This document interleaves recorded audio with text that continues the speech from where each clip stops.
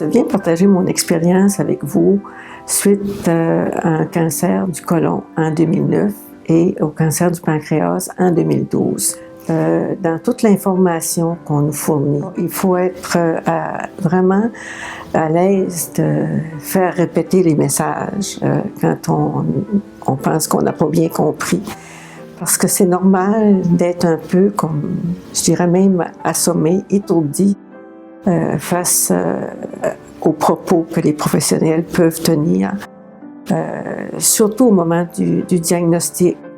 Et par la suite, dû à l'effet de certaines médications, c'est possible qu'on ait de la difficulté à comprendre exactement qu'est-ce qui nous attaque et de quelle façon y faire face. Il y a aussi la compassion des professionnels qui nous aident beaucoup.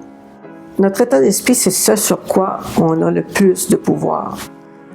Face à ce tsunami d'émotions, aux exigences dans ce parcours, que ce soit les exigences liées au traitement, aux exigences liées aux réactions des proches, aux exigences liées au déplacement, c'est à nous de choisir de quelle façon on fait face à tout ça.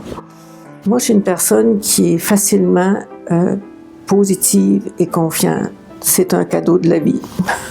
Il semble que c'est un cadeau que je dois à mes ancêtres. Pour moi, cela a voulu dire de m'accrocher à la vie avec sérénité. Donc, accepter de vivre cette expérience le mieux possible. M'adapter aux exigences à différentes étapes du traitement, surtout avec un profond désir de m'en sortir. M'accrocher à une vie normale, au quotidien. Donc, vivre vraiment le moment présent. Avoir des soupapes d'émotions. Et ça, on a besoin d'ouvrir les valves quelquefois. Et si on veut être capable de faire tout ça, il faut prendre soin de soi. Je serais portée à vous dire que j'ai peut-être appris à être égoïste à ce moment-là. Prendre soin de moi, ça a été d'abord être à l'écoute de mes besoins, de mes émotions. Mais aussi, ça a appris à avoir de la discipline. Ça, j'avais pas trop de difficultés, mais dans d'autres domaines qu'à l'habitude.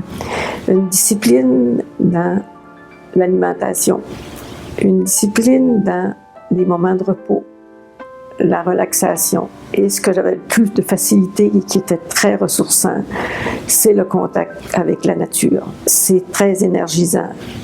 Et la mer, entre autres, me parlait beaucoup. Vous savez, elle peut être calme en huile, mais elle peut aussi...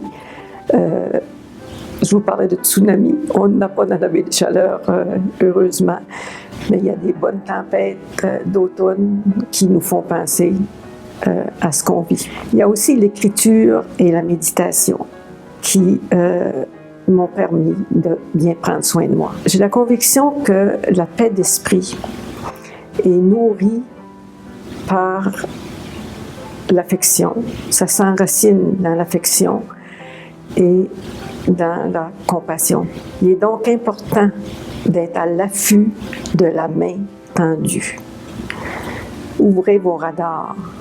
Il y a toujours quelqu'un qui est prêt à nous aider. Demander de l'aide et accepter de l'aide a été un grand défi pour moi. Mais je pense que je l'ai relevé. Mais ça aussi, c'est un exercice presque quotidien. Quand on se met à l'écoute des autres, de ce qu'ils veulent nous offrir, on découvre beaucoup de choses qui deviennent des compléments et qui deviennent des ressources pour la vie. Si j'avais un seul message ou un seul mot à partager avec vous, ce serait « Faites-vous confiance et faites confiance à la vie, faites confiance aux gens qui vous entourent. » Bonne chance.